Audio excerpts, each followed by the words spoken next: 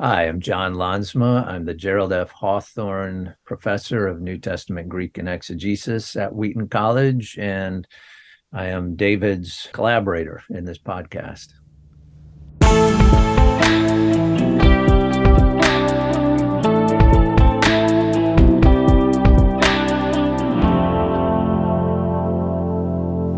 Dr. Laansma, it is great to see you. Welcome back to the podcast.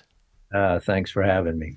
You've been on here a number of times, and I am so grateful for the work that you put in every time that we get one of these podcasts up because you're working hard behind the scenes.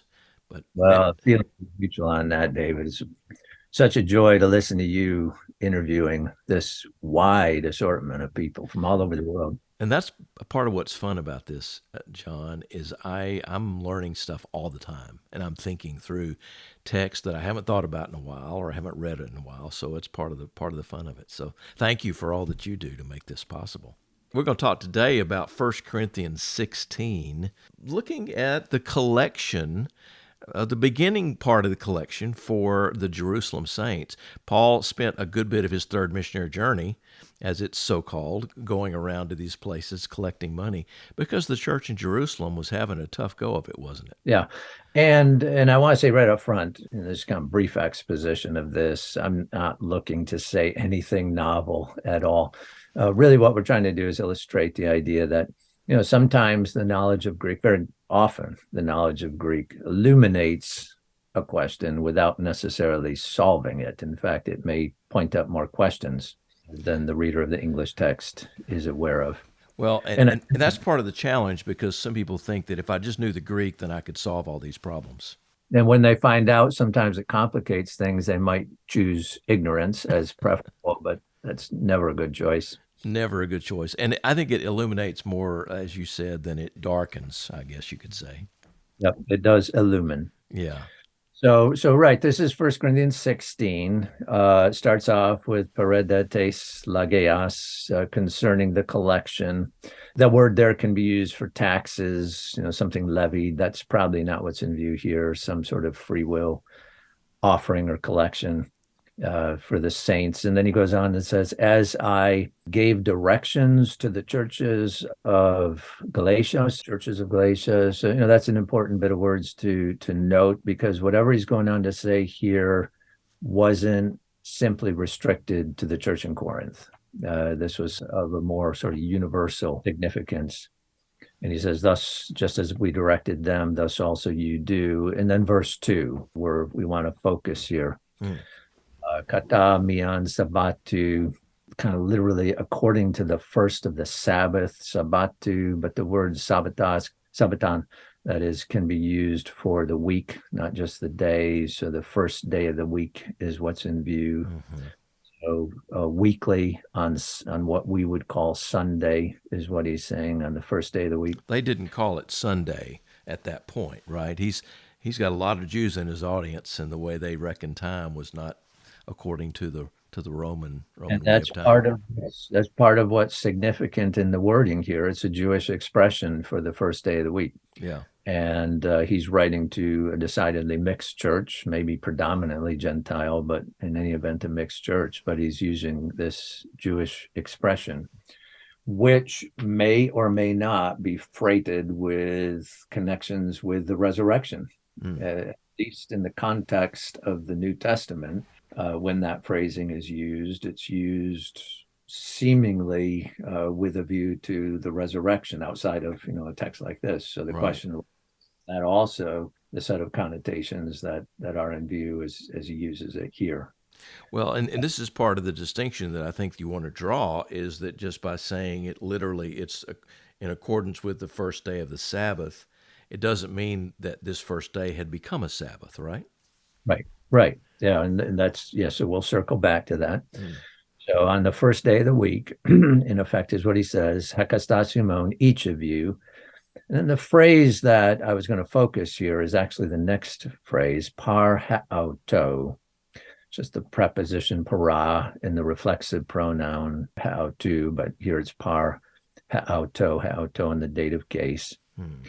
which if you looked it up in the standard for New Testament exegesis, standard Greek dictionary, BDAG or Bauer, would be translated at home. And there's a number of scholars who insist that's the meaning of the phrase here. So the idea would be on the first day of the week, each of you at home, let him, and the verb that follows is titheto, let him place, set aside, in other words. And you have a participle, thesauridzone, storing up, treasuring up, and then a relative clause, hata an euadotai, can be rendered as whatever he gains, or possibly the idea is whatever the business gains or prospers. The idea seems to be similar to what you see over in Second Corinthians, just whatever you can afford, in accordance with the Lord's prospering of your affairs.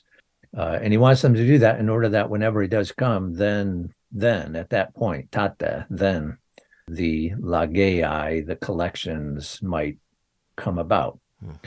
So to some extent, this argument around whether the early church met distinctively on the first day of the week, possibly or possibly not thinking of it as a Christian Sabbath, revolves around this passage. And the closer you look at the language, the more ambiguous some of this becomes.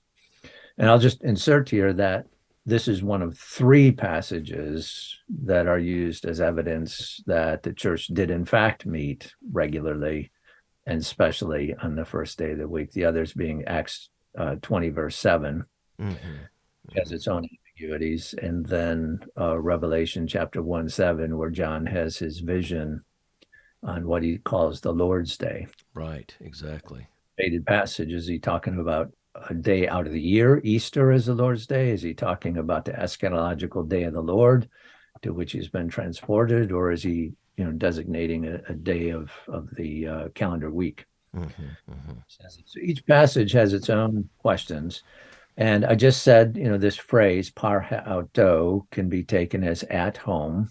And some who take that view argue that this is positive evidence that they weren't meeting on the first day of the week, because what would be the point of a collection at home individually if in fact there's a corporate gathering at that point? Now let me just clarify for those who maybe know a little Greek and they look at that. I don't see the word home there. No. The word oikia is not there, right? But it's almost an idiomatic phrase, right? Yeah, right. So it's a matter of looking at some other passages where the same phrasing is used. In context does seem to support the idea of the phrase, which you're right, doesn't mention the home. Right. There are ways of reading some of those very same passages where the phrase doesn't mean at home, but just means individually. And so some will argue that what he's saying is on the first day of the week, let each of you individually, that is privately, not publicly, but privately, not unlike, I suppose, what we do in our churches when the offering plate goes by. It's public, I mean, it's in the corporate gathering, but it's a private offering. It's a private offering, and according to one's conscience at that point, what they can do. Yeah. So it is possible to construe par auto simply as equivalent to the English adverb individually, and to leave room for the idea that they're actually gathering on this day. Now, when I read this text, my bottom line view is I think they probably were meeting on this day of the week, although the wording of this text doesn't give a lot of explicit support to that. Even the verb that follows, titheto, is singular. Let him place, let him set aside. That's singular. Participle that follows that, storing up, is singular. So the emphasis is on individual action. And there's no explicit language for any gathering at all in this that passage. particular passage. Right. But the question arises, and this is, what tips the scales for me of, why do this on Mian Sabbatu, on this first day? Why bother saying that at all? Why doing it and not on Deuteron Sabbatu, and the second day of after the Sabbath, or Triton or something, right? So I would contend that it's likely that day had particular significance to them. That's why that day is set aside, even if it remained true that this particular action, the setting aside of money, was private and even taking place at home. Mm. For Interesting that. reading of this text, this idiomatic reading. However you do it, it's got to be sort of idiomatically understood, right? Yeah. Now, Well, from there, for that larger conversation, you would have to go over to Acts 20 and take a closer look at that. You'd have to go over to Revelation 1, take a closer look at that. And then you would have to back away and consider some other New Testament passages like Galatians 4 and Colossians 2 and Romans 14, and kind of come at it from a theological angle to determine whether, if they met on the first day of the week, as I think they did, not only on that day, but probably that day. And if they thought of that as a special day, did they think of that as a Sabbath or yeah, not? yeah. It becomes almost more of a theological Mm-hmm, question. mm-hmm. Well, that day of the week was a work day in the Roman world, so it's not a matter of being able to take the day off. As a minority group within a minority group, that would have been a difficult, if not impossible, thing to do.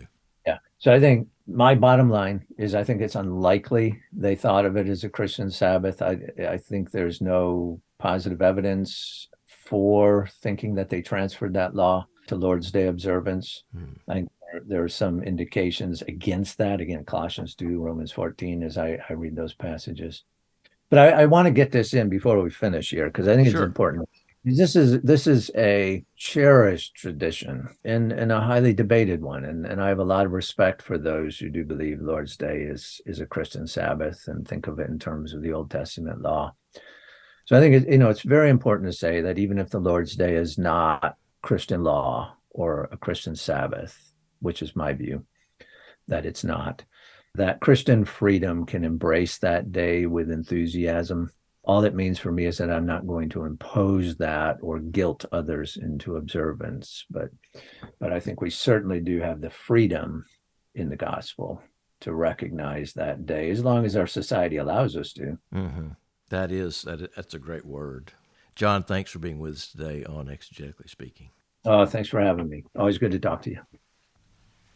What a great conversation today. I hope you agree. Only 168 hours until the next podcast drops, so watch for it. Subscribe to us, rate us today. Come on, you know you want to. If you want to study biblical languages, and of course you do, you need to consider Wheaton College. They have the best program in the country, bar none. Go to wheaton.edu, look for modern and classical languages. Get started today. Thanks to those who make this podcast possible, Ian Rosine, Rebecca Larson, and Jon Laansma, who is our Wheaton-based director. Thanks to Phil Keggy for our music. Until next time, thanks for listening.